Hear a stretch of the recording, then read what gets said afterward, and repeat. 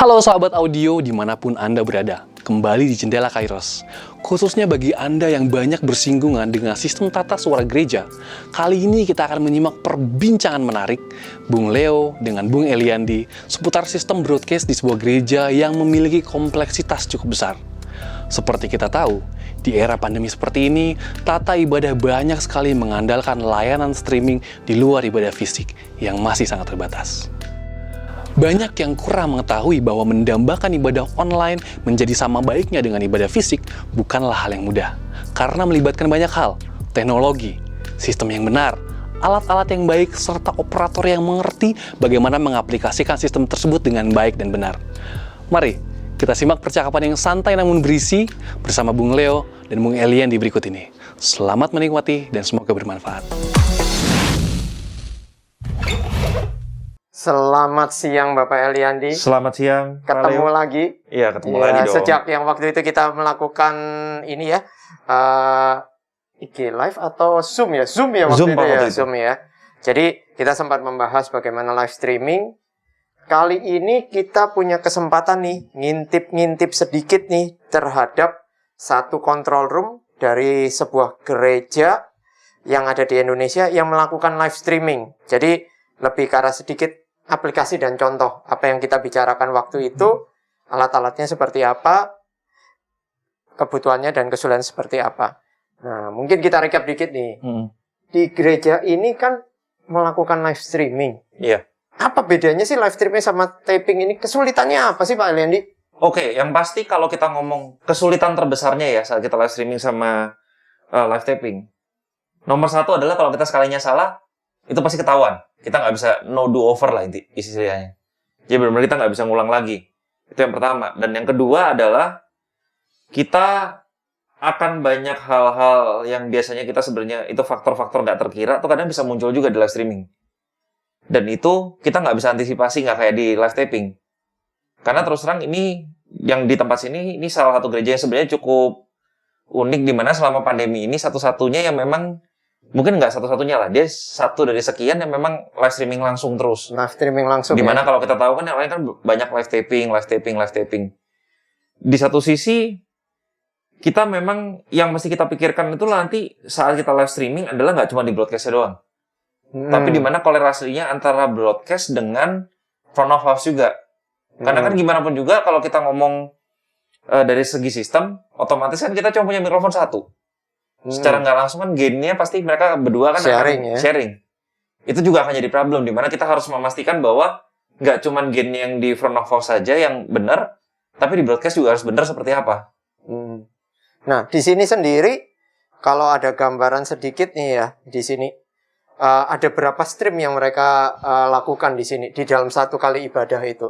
Dalam satu hari Minggu itu ada berapa kegiatan? Seperti apa sih gambarannya di sini? Oke. Kalau untuk di sini sendiri itu secara kegiatan sebenarnya dia ada dua kebaktian yang jalannya sebenarnya memang nggak barengan. Tapi dia memang sebelahan.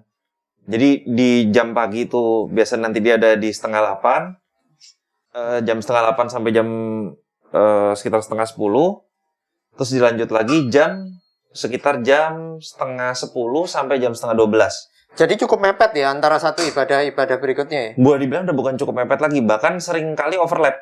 Sebenarnya. Sampai overlap? Sampai overlap. Nah itu berarti pasti ada kesulitan tersendiri tuh kalau transisi dari satu ibadah. Nah ibadahnya di ruangan yang sama atau ruangan yang terpisah nih Pak Leandi? Ruangan berbeda. Oh jadi ini ada dua ibadah di dua waktu yang terpisah walaupun dekat sekali dan di dua ruangan yang berbeda? Betul. Jadi dia memang benar-benar di dua ruangan berbeda yang mana otomatis secara front of house-nya pun juga ada dua. Tapi memang dikondenskan ke dalam satu broadcasting system. Karena memang kalau memungkinkan ya itu. Jawabannya adalah memungkinkan. Karena memang kita kan nggak, kalau di broadcast sebenarnya yang kita lebih lihat itu adalah gimana caranya kita memonitor apa yang masuk dan make sure suaranya kan cukup relatif enak untuk didengar. Sementara kalau di front of house kan kita banyak tweaking. Kalau di sini kita hanya cuma untuk compensate, yang penting suaranya kelihatan kedengaran natural. Dari minggu ke minggu, apakah ibadahnya tetap sama nih? Udah gampang nih, kebutuhannya channel list-nya udah tahu. Apakah acara-acara khusus banyak perubahan-perubahan juga di sini? Tentu saja kalau misalkan kita ngomong saat acara khusus ya, itu pasti langsung akan berbeda lagi. Kayak misalkan contoh, tahu-tahu kita Kayak kemarin Natalan ya, Iya. kita barusan ada Natalan, ada perubahan mendadak nggak atau perubahan? ada.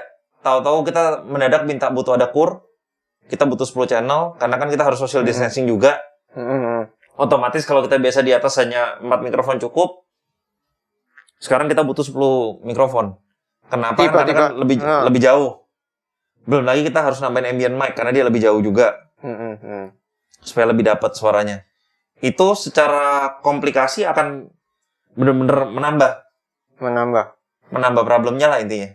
Jadi kemampuan sistem ini harus cukup adaptasi tadi untuk menghadapi jadwal yang mepet tadi, dadakan perubahannya namanya live ya. Permintaan tiba-tiba ada tambahan mikrofon, pengurangan mikrofon, channelnya nambah kurang.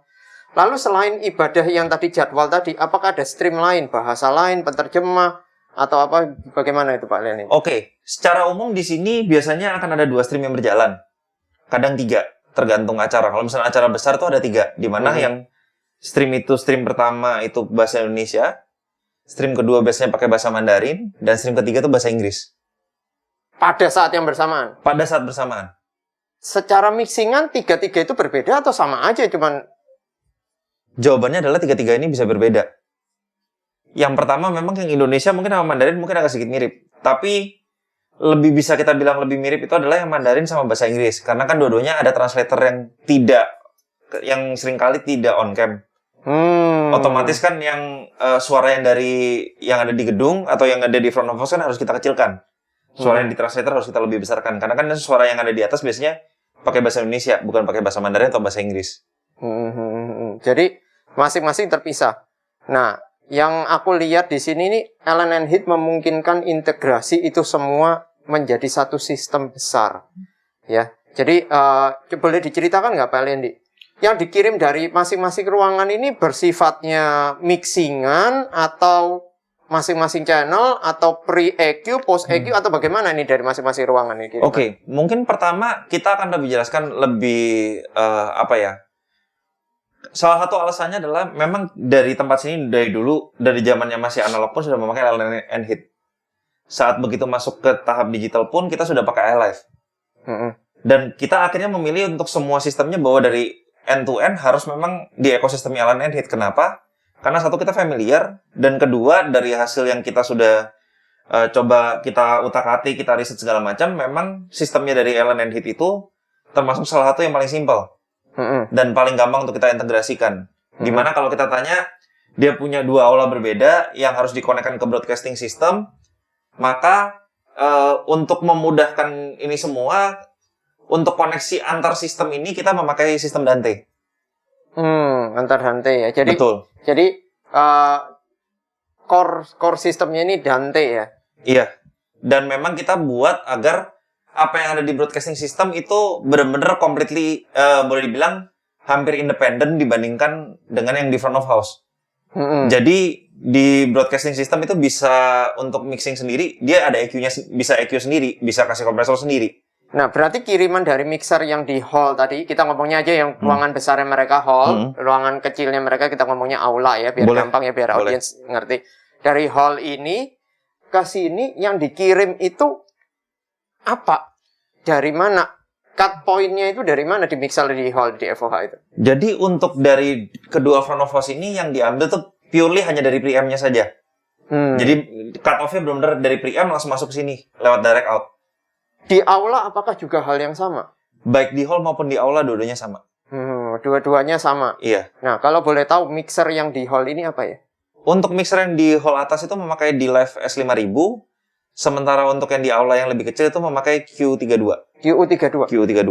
Berarti ini secara kelas benar-benar drastis sekali ya. Satu upper end-nya Allen & Heath, satu lower end-nya Allen & Heath. Betul. Tetapi di dalam ekosistem masih bisa nyambung gitu ya? Masih bisa ngobrol. Jadi sebenarnya kalau kita ngomong untuk junction utamanya itu sebenarnya ada di SQ5-nya. Di SQ5-nya ini ya, junction utamanya ya. Dimana kalau kita ngirim dari atas itu benar-benar purely pakai Dante. Sementara, karena kan dulu di sini sebenarnya kan pakai ILF yang lama. Cuman harus kita ganti ke QU32. Karena memang kita lebih memikirkan satu untuk space-nya juga. Jadi saat QU32-nya masuk ke sini, ke SQ5-nya, dia udah menggunakan di sistem S-Link-nya SQ5. S-Link-nya ya. Jadi Betul. Jadi kita pakai di dalam satu sistem, backbone utamanya Dante, tetapi ada anakan yang bisa masih masuk melalui S-Link sistemnya dia Betul. ya. Wah, itu sangat menarik. Apakah yang di bawah Aula ini juga sama seperti di atas? Jadi hanya sharing preamp juga? Sama persis. Sama persis juga. Sama persis. Dan waktu masuk ke dalam si SQ ini apakah kita harus repatching ulang atau si SQ ini mampu untuk menghandle 2 kiriman stream per channel ya, bener ya, per channel ya? Per channel. Per channel dari atas ini bisa dihandle oleh si SQ ini? Jawabannya adalah bisa. Jadi memang di SQ dia bisa, tinggal yang kita lakukan di sini adalah kita men-select, oh misalkan kiriman pembicara dari yang Aula adalah nomor 1 2. Ya udah kita tinggal assign di sini nomor 1 2. Jadi hanya tuh cuman mereka patchingnya hanya di tahap, oh dari kiriman sana aku mau masukin ke channel berapa di bawah. Nah, tadi balik lagi kita ngomongin masalah direct output tadi ya dari preamp. Kenapa sih kok kayak gitu sih? Kenapa sih kalau kita nggak ngambil dari auxiliary aja atau kita grouping aja dari atas kirim ke bawah? Kenapa kita memilih untuk di dalam kasusnya sistem ini per channel kita kirim masing-masing ke sini? Oke, jawaban paling simpelnya adalah apa yang kalian mix untuk hall maupun untuk Aula yang untuk case di sini itu tidak sama dengan apa yang ada di broadcast. Jadi tidak sama ya? Treatmentnya berbeda. Treatmentnya berbeda. Jadi mungkin apakah itu juga alasan kenapa ini ruangan MCR ini bukan di tempat yang paling sering kalau saya sering lihat ke gereja lain atau venue lain, tempat streamingnya itu di sampingnya meja mixer FOH. Nah ini kayaknya nih ruangan bukan ruangan yang sama ini ya, kayak ini ruangan di lantai yang lain ini. Jadi sebenarnya kalau kita ngomong ini MCR utama ini di-sharing barengan dengan control room audio untuk Aula. Tapi control room dari Aula itu sendiri sebenarnya udah di ruangan tersendiri. Jadi memang di lantai yang sama, cuman ruangannya tersendiri. Kenapa kita membuat seperti itu adalah untuk memastikan bahwa si yang kontrol di broadcast ini benar-benar mendengar sesuai yang kita memang mau lempar. Karena kan kalau kita ngomong sekarang ujungnya dari audionya ini didengarnya bagaimana, kan berbeda. Kalau kita ngomong di hall sama di Aula semua dari PA. Sementara kalau dari broadcast kan ya dari handphone, dari TV segala macam, itu kan berbeda. Cara kita untuk treatmentnya berbeda. Kalau kita di atas, kita misalkan kita mengeluarkan audionya, ya kita saat kita nge-EQ, ya udah langsung benar-benar apa yang udah kita hasilnya EQ itu kita dengar sama seperti itu. Sementara kalau kita ngomong di broadcast di YouTube seperti yang di yang sesi kemarin saat talk show kita bilang bahwa berbeda gitu loh. Kita kemarin sempat membuktikan bahwa kalau kita ngelempar sesuatu ke YouTube ini nge-encode lagi. YouTube ini kayak menormalize lagi suaranya. Jadi frekuensi responsnya berbeda. Nah, untuk monitoring di dalam ruangan ini alat apa yang dipakai sebagai speaker monitor?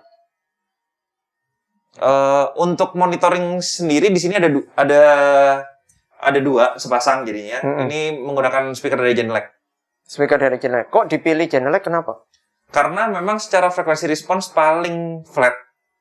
Jadi kurang lebih apa yang kita dengarkan di sini kalau memang udah benar, iya memang di beberapa tempat yang kita jadi output lainnya untuk di broadcast itu ya sudah pasti sama. Nah, kalau untuk ruangan ini mungkin karena Bapak sempat menyinggung tadi ya, coba berbeda-beda stream avenue-nya. Apakah di sini murni hanya di YouTube doang atau ada lewat jalur-jalur yang lain begitu, Pak Elendi?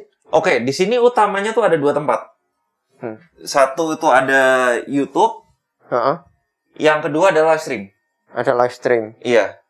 Nah, selain itu apakah ada lewat untuk disebarkan ke tempat-tempat yang lain di dalam ruangan sendiri atau bagaimana ada? Iya, jadi kita memang tetap ada kiriman lagi via embedded SDI itu ke beberapa ruangan lain yang di luar dari areal gerejanya sendiri.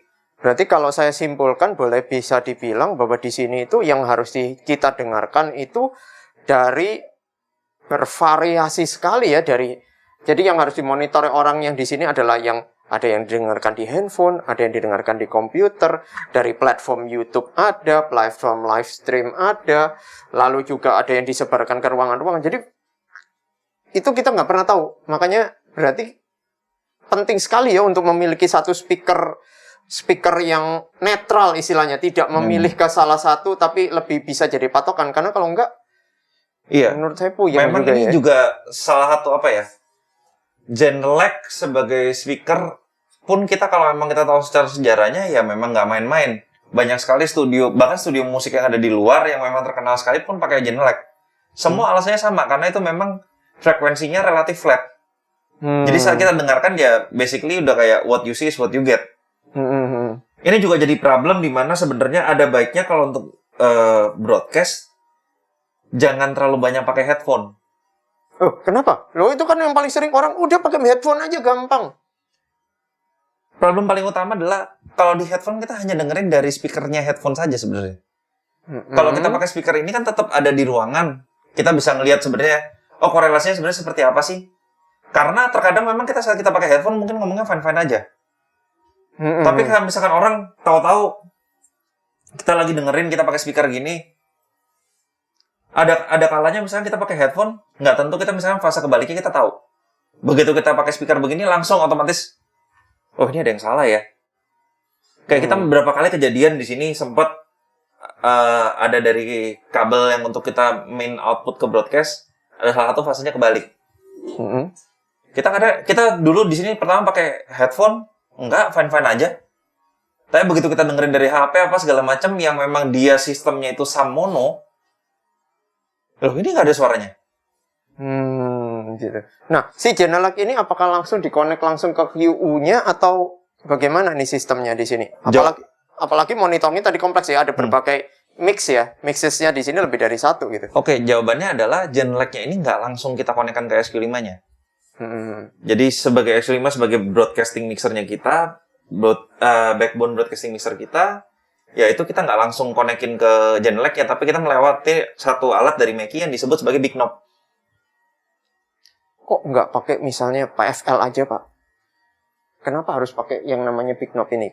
Istimewanya kenapa ya? Oke, jawabannya kalau kita PFL, kita kan nggak bisa ngejamin misalnya kita lagi posisi PFL di mana. Kita ngomong PFL ya. PFL itu kan nggak cuma kita ngurusin outputnya. Kita juga bisa untuk mencet inputnya juga. Kalau misalkan lagi kita kondisi lagi memang agak hektik, pressure tinggi, bukan nggak mungkin kita salah mencet kan? Oh, sangat kejadian. Saya pernah ngalamin itu, salah pencet gitu ya. Salah pencet terus ngomongnya, loh ini nggak masalah kok. Loh, Iya. ini beda Pak. Iya, itu pernah ngalamin, itu beneran. Itu pernah ngalamin. Jadi kenapa kita pakai Big Knob? Oke, memang kita dari Big Knob kita memang kirim lagi. Maksudnya kita ada kiriman ke Big Knob-nya. Big Knob-nya sendiri punya ada tiga input kan? Ya, 3 stereo ya. 3 stereo input. Iya, kenapa? Kan kita pakai Big Knob karena satu di Big Knob itu ada kita bisa select dari masing-masing itu dan memang kita benar-benar visual. Kita bisa lihat kelihatan ya, ini ya lampunya nyala yang kita lagi monitoring yang mana gitu kan. Itu satu. Kedua, kalau misalkan kita mau untuk ngecek apakah stereonya udah bener atau enggak, dia juga ada fitur untuk yang mono sum ini ini ya, mono sum ini ya. Betul. Oke, jadi kita bisa dengerin instan mau ngecek nih. Bener. Signalnya mono atau stereo nih. Kalau misalnya kita mau dengerin, oh ini mungkin ada yang kalau dimonoin enak nggak nih? Jadi kita yang pencet. Iya. Dan belum lagi dia masih ada fitur untuk dimnya. Misalkan ini kan kita memang pasti kan ada ukuran tertentunya untuk dB-nya. Misalkan aku lupa kalau salah 90 dB kan biasa kayak untuk di studio 80-an. Kan 80 sampai 90 dB. Ya kita misalkan lagi ini udah kencang, terus tahu-tahu kita mau memberikan komando ke tim video switcher atau kita mau ngasih komando ke kameramen, kan pasti yang kedengarannya kenceng banget. Kita masa mau kejar-kejaran sama suaranya. Teriakan gitu, tenggorokan bisa sakit itu. Otomatis ya dia juga di sini ada fitur yang memang disebut sebagai dim, di mana itu nurunin kurang lebih kayak kita pakai pad kalau untuk di input di mixer. Ya, jadi suaranya jadi lebih kecil. Lebih kecil tapi tidak hilang gitu ya. Betul. Tidak hilang tanpa mengaruhi kiriman kita gitu ya. Betul. Karena kalau saya nggak salah mengerti di MCR ini yang mendengarkan audio di sini bukan hanya si mixing engineers tapi ada operator-operator lain, operator PC, operator mixer video, operator kamera itu yang juga mendengarkan apa yang kita mixes gitu ya. Iya, belum lagi kita masih ada tim QC juga kan. Tim QC juga yang productionnya dari tim production juga ikut mendengarkan ya. Coba bayangin kita kalau nggak pakai Big Knob, nggak ada fitur dimnya, nggak ada fitur mononya, terus kita pakai PFL, terus kita mau ngedim ya, bentar. Gimana ini? Oh iya, kecilin dulu. No. Waktunya kan takes time banget. Dan itu ntar kita udah turunin, kita bingung. Begitu kita naikin lagi udah pas belum ya ininya ya. Jadi integrasi dari peralatan-peralatan yang proper ini, kalau saya lihat ujungnya itu hanya untuk memudahkan kita supaya bisa melakukan. Benar. Jadi itu sebenarnya satu memudahkan kita dan kedua meminimasi human error saat kita mau melakukan judging untuk apakah ini mixingan kita udah benar atau belum. Gitu ya. Jadi ini cukup menarik. Mungkin kita sekarang bisa ngintip ke atas sebentar ya. Kita liatin mixer di live-nya di atas, lalu kita lihat yang di ruangan yang di hall sama di aula, equipment-nya seperti apa. Gitu ya. Nah, Bapak Eliandi, sekarang kita ini berada di mana ini Bapak Eliandi? Ini kita ada di area aulanya. Area aulanya ya. Iya. Jadi mixer kecilnya dia lah istilahnya begitu ya. Dan sebenarnya kenapa kita di sini kita pakai Q32 juga karena kan kita mesti ngeliat nggak cuma dari segi teknologinya, tapi kita juga ngeliat dari segi operatornya juga. Dimana ini yang lebih mirip untuk analog yang justru kan yang ini. Makanya kita pakai di sini. Ini Q32 dan dari Q32 ini semua kita kirim ke SQ5-nya pakai S-Link. Dan kalau liatin dari channelnya di sini kayaknya hampir habis semua ya sebenarnya ya. Iya. Jadi ini benar-benar boleh dibilang 32 channelnya habis semua. Jadi fantastik ya. Jadi hal yang paling, ya kita ngomong entry levelnya dari Allen & Heath ini bisa ngomong juga dengan seri atas-atasnya dia. Kita punya satu jalur lah untuk bisa ngirim direct per channel ke kakak-kakaknya dia. Nah, itu apakah bisa di customize channel mana yang mau dikirim, isinya patching pointnya dari titik mana atau gimana Pak Elian? Itu bisa. Kalau untuk memang dari segi untuk hanya routingan itu sebenarnya, sorry sebentar, dia tuh seharusnya masih bisa.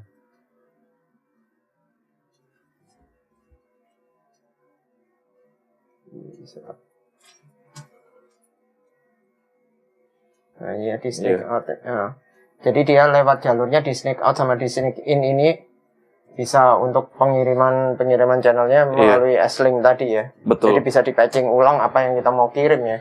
Betul. Itu jadi kita juga jadi lebih fleksibel. Cuma biasanya kita memang untuk memudahkan semua kita langsung kita urutin. Lebih gampang karena kalau dadakan-dadakan kayak tadi itu yang paling puyeng ya. Kalau misalnya acak-acakannya berantakan, wah itu bisa seru sekali itu ya. Belum lagi di sini kita lumayan seru juga kan, sering banyak ada tambahan yang cukup mendadak begitu ya. Oke, mari kita sekarang lihat ke ruangan yang satunya lagi. Nah, Pak Eliandi, ini ruangan apa nih kita sekarang nih? Oke, ini kita sekarang ada di posisinya di bagian hallnya, di mana ini kalau kita ngomong semua yang di sini ini yang paling high tech-nya yang kita punya itu semuanya di sini. Contohnya misalkan untuk mixernya pun di live. Di live ya. Speaker pun bahkan kita sini speaker kan kita juga pakai Meyer kan, untuk yang di atas pakai Melody. Jadi ini memang benar-benar upgrade high end grade-nya lah gitu istilahnya kayak gitu ya. Betul. Nah, kompleksitasnya ibadah di sini ini sampai seperti apa? Tadi kan sempat kita sebut ada core. Apakah ada alat musik apa lagi aja kalau lagi acara-acara tertentu? Sampai sebagaimana sih kompleksitasnya? Paling ribet itu kalau lagi kita kondisi dulu pra-Covid ya, itu sampai kurnya bisa 150 orang. Orkestranya 40 orang. Itu belum lagi di sini juga ada organ, masih ada piano. Belum lagi biasanya ada singer yang ada di bawah juga. Orkestra, ensemble? Orkestra 40 orang tadi kan. Kalau mentok ensemble tuh bisa paling banyak tuh pas waktu itu 18 orang. 18 orang. Jadi, hampir kayak filharmonik ya istilahnya begitu ya. Betul. Sanggup nih mixer handle? Jawabannya sanggup. Kepake sampai berapa channel kalau acara sampai kayak gitu? Ini kan berapa? 12 tambah 8. Ada 20, kurang lebih 120 channel in total. In total hampir 120 kepake semua ya. Iya. Nah, itu berarti sangat kompleks ya acara-acara kayak gitu, sangat kompleks ya. Benar. Nah, kalau misalnya kasusnya lagi kompleks kayak begitu, apakah kita kirim per channel juga ke bawah atau bagaimana nih? Jawabannya adalah kita sebenarnya kirim ke bawah itu ada 2 kiriman kita. Satu memang kita kirim per channel yang memang penting-penting. Tapi kita akan kondens lagi, misalkan kayak yang orkestra, itu kita udah nggak lagi ngirimnya per channel. Kita langsung kirim stereo mix ke bawah. Stereo mix ya. Jadi per segmen dari orkestra itu kita kirim stereo mix ya. Misalnya violin satunya udah jadi stereo mix, lalu yang violanya jadi stereo mix. Jadi per section dari orkestranya tadi ya. Alasannya kenapa? Karena memang kalau kita ngomong sekarang kita ngomong biola satu, nggak usah kita ngirim, misalnya kita nggak usah ngirim stereo mix deh, kita kirim misalkan mono mix. Itu sebenarnya udah cukup karena itu kan sebenarnya kan satu ini ya, kita ngomongnya satu instrumen. Cuman memang ada beberapa mikrofon untuk ya supaya biar bisa kesan depth-nya dapat. Iya. Lebih ke arah situ sih. Makanya kita tetap ngirim persatuan. Persatu ya. Ya juga keterbatasan alat yang di bawah ya, karena yang di bawah cuma bisa 48 channel. Kita di atas ini 120, diajar di bawah nggak bisa. Jadi mungkin kemungkinan ke masa depan mungkin saatnya untuk upgrade. Kalau yang membutuhkan memang benar-benar per channel, berarti yang bawah mesti upgrade ke kelasnya Avantis misalnya kayak begitu ya. Atau misalkan ke di live-nya pun misalkan di live yang C-series. C-series di bawah dari upgrade kayak begitu ya. Tapi di sini kita bisa melihat bahwa interoperability-nya pun masih bisa. Kita masih bisa mencari jalan. Jadi tidak semua hal itu selalu tidak terbatas. Kita kadang-kadang juga masih mentok juga kanan kiri dan harus ngambil satu cara trik lah istilahnya. Belum lagi kan kalau kita ngomong misalkan kita ngomong orkestra, kenapa kadang kita nggak bisa ngirim per channel ke bawah, terus di bawah langsung bisa mix per channel lagi kan? Kita kan harus ngikutin arahan dari music directornya juga. Mereka maunya seperti apa? Itu kenapa kita biasanya rata-rata ngirimnya stereo mix langsung benar-benar pure semua orkestra dikirim stereo mix atau misalkan per partnya karena ya kita kan harus mengikuti dari music director di atas sudah bilang ini kayaknya gini lebih enak ya suaranya ya. Ya udah kita tinggal ngirim ke bawah, mereka juga terima beres.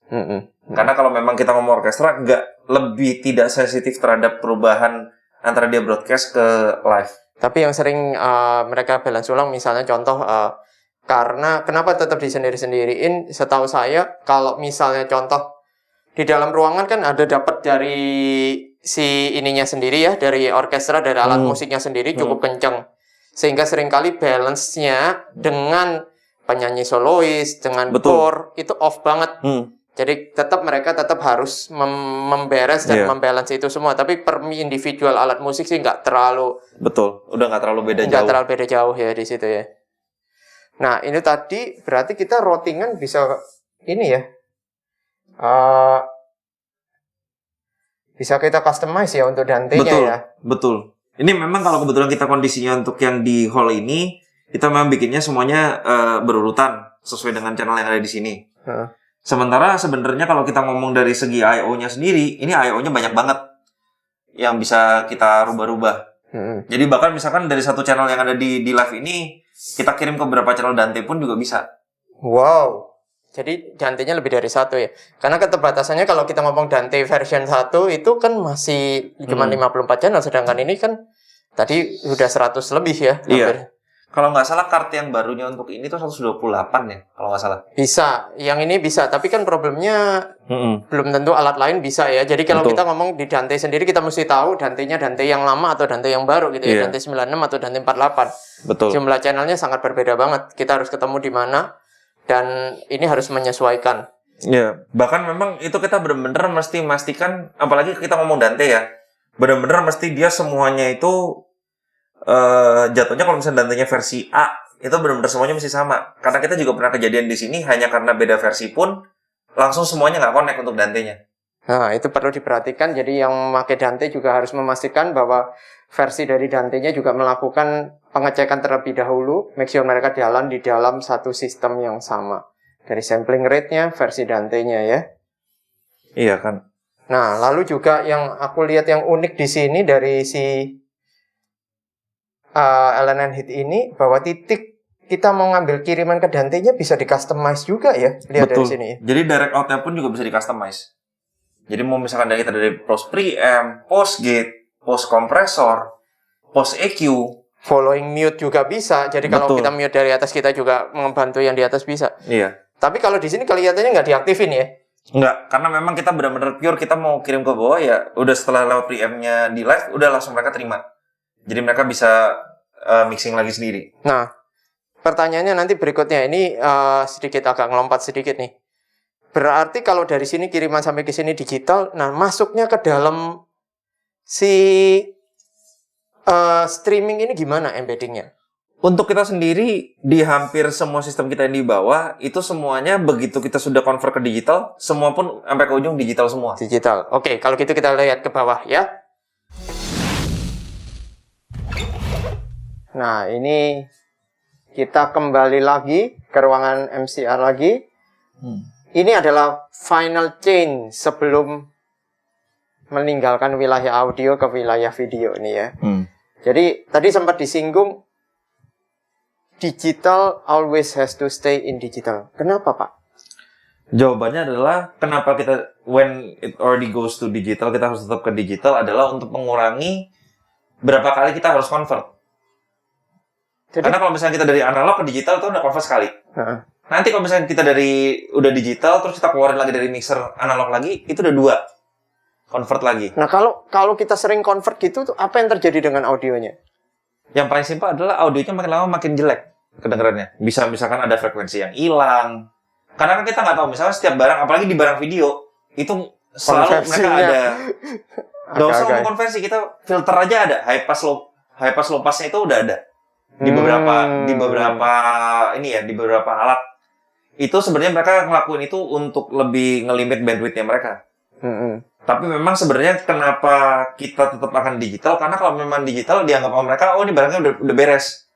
Signalnya udah beres ya. Betul. Oke. Nah, standar yang dipakai di sini 48 kHz atau 441 atau 96 atau bagaimana? 48. Karena kita sementara waktu memang masih runningnya di 25 frame. Jadi untuk di videonya, jadi udah full HD 25 frame. Itu kenapa kita pakai 48. Nah, tadi kalau menjaga untuk tetap digital nih, di kasusnya instalasi ini, bagaimana masukin digital ke dalam video itu gimana caranya? Oke, jadi pertama kita dari mixer SQ5 kita, kan di SQ5 di belakang kan ada ICBU out. Nah, ICBU out itu kita ambil, kita masukkan ke satu alat namanya audio to SDI converter. Dimana dia ini tujuannya bukan untuk encode ulang audionya dari digital ke digital yang lain, tapi hanya sekedar nge-embed aja. Jadiin satu gitu ya? Betul. Itu yang menyebabkan suaranya masih relatif tidak berubah sebenarnya. Pernah ngalamin nggak masukin alat gitu, hasilnya ternyata beda banget gitu? Sering. Oh, sering banget ya? Sering. Karena gini, kita ngomong, apalagi barang video ya, makin murah barang videonya, makin berantakan audionya, pasti. Yang saya pernah ngalami sih di lapangan gini ya, pakai alat merek A begitu ya, ada colokan jack headphone-nya masuk. Jack headphone ini gain-nya berapa saya nggak tahu. Iya. Kadang-kadang saya mixer baru dorong separuh, ngeklik dianya. Lalu, dan apalagi yang lebih lucunya lagi tuh beberapa alat video sendiri nggak ngasih tahu dia punya level audionya tuh seperti apa. Mau itu plus 4, min 10. Sering nggak dikasih tahu. Jadi kita benar-benar try and error. Nah, jadi memang paling ideal kita harus memasukkan ke dalam video dalam format digital. Betul. Karena kalau digital relatif ya nolnya di DPFS-nya ya 0 DPFS bagi semua orang begitu ya. Betul. Post processing berarti harus dilakukan dengan benar di mixer broadcast. Gitu. Iya. Dan memang ini sebenarnya nggak cuman, mungkin kalau untuk yang nonton ini nggak cuma sekedar di gereja ya. Ini sebenarnya juga in general, itu yang kita harus lakukan seperti itu. Bahwa kalau memang kita mau ke broadcast, iya pintunya satu aja, satu mixer. Seringkali kayak misalkan, kebetulan saya misalkan di gereja, saya juga ngurusin di game. Case paling sering di game itu adalah, dari inputnya si komentatornya, masuk ke mixer. Tapi dari semua yang di gamenya, yang jadi kamera di dalam gamenya, itu masuknya bukan ke mixer. Masuknya langsung ke switcher lewat embedded HDMI.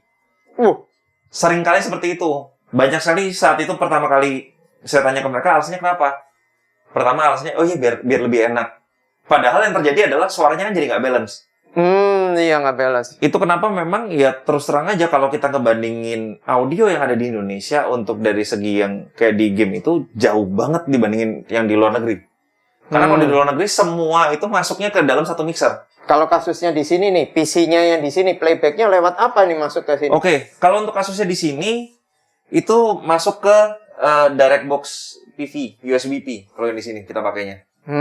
Gitu ya. Jadi memang tidak langsung dari PC ini ngambil HDMI output-nya yang udah embedded audio, dikirim ke switcher video yang memutuskan. Enggak ya ternyata? Enggak.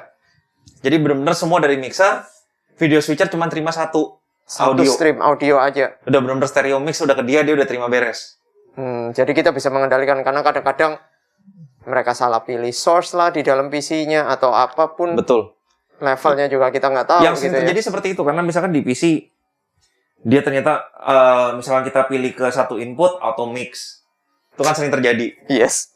Dan ya memang kenapa kita juga pakai DirectBox, karena kita ngomong kalau komputer berbeda sama audio. Komputer tuh termasuk salah satu sumber listrik paling jahat. Dia punya power supply-nya problem sedikit langsung noise. Oh, itu kenapa ya seringkali kalau dicolokin ke mixer itu ada Iya. gitu ya. Iya. Itu kenapa kita harus pakai DirectBox, ya itu untuk menormalize suara itu. Karena DirectBox yang kita pakai biasanya untuk dari PC langsung ke mixer, semuanya kan lewat USB. Itu voltasenya kecil, suara untuk noise juga relatif nggak kedengeran sebenarnya. Dan outputnya balance pula gitu ya. Betul. Sehingga Karena kan sering kali kan kita pakai yang Y cable kan, Iya. sering salah nyolokin groundnya, terus kabelnya kebalik dan sebagainya lah. Baru kemarin saya mengalami kejadian instalasi di lapangan. Orang lokal yang membuatkan jack dari komputer masuk ke PC, pakai jack headphone stereo ke XLR mil. Pin 1 ke pin 1, pin 2 ke pin 2, pin 3 ke pin 3. Akibatnya cancel auto phase. Jadi itu salah satu kekacauan yang bisa terjadi ya kalau cuma kita main kabel. Kalau orangnya tidak mengerti bagaimana membuat kabel jumper yang benar dari PC ke komputer, karena gampangnya aja ada 3 pin ketemu 3 pin, udah solder aja straight through pin. Ya, padahal Cancel. nggak seperti itu gitu kan. Jadi kalau baiknya sih misalkan untuk yang ada di rumah, yang lagi lihat kita sekarang juga, kalau memang nanti berpikir untuk nggak perlu lah pakai DirectBox, misalkan mau tetap pakai kabel jumper, baiknya sekarang kan di Google udah gampang semuanya. Cari di Google dulu, misalkan dia pasti ada kok untuk urutannya. Ini kalau misalkan dari XLR, ini tuh yang hotnya mana, yang coldnya mana, harus TRS disamakan dengan kabelnya. Oke. Nah, begitulah. Ini kita sudah mendapatkan gambaran sedikit dari Bapak Eliandi. Bagaimana sistem di dalam tempat ini bekerja. Jadi Pak Eliandi, nanti kalau yang ada pertanyaan, otomatis Pak Eliandi akan menjawab di komen-komen di bawah. Bisa disampaikan di komen-komen di bawah. Iya. Otomatis ya. Iya dong, dijawab pasti nggak mungkin nggak dijawab dong kalau itu kan ada pertanyaan. Nah, maka itu kita harus skip, subscribe, dan like channel Kairos. Makanya sekarang kita kembali ke jendela Kairos. Nah, tadi kita sudah dengarkan bagaimana percakapan yang berisi informasi mengenai sistem live streaming, sistem broadcasting yang dapat diaplikasikan di salah satu gereja dengan kompleksitas yang cukup besar. Semoga video ini dapat menjadi referensi untuk sahabat audio di luar sana. Saya David Erickson and see you on the next video.